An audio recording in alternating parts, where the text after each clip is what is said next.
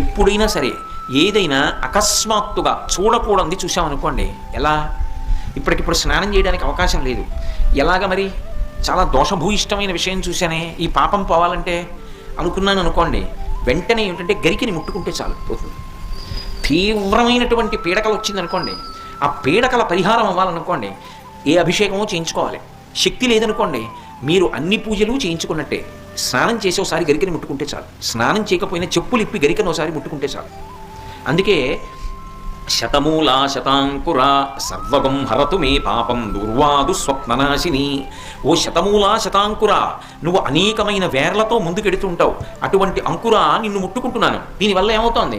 సర్వగం హరతు మే పాపం, నా పాపములన్నీ పోతున్నాయి. దుస్వప్ననాశిని, దుస్వప్నములు పీడకల యొక్క ఫలితము పోతోంది. అటువంటి గరిక విఘ్నేశ్వరుడి పాదముల మీద వేసి తీసి కళ్ళకద్దుకుని తల మీద పెట్టుకున్నారనుకోండి, విఘ్నములన్నింటినీ కూడా తీసేస్తాడు.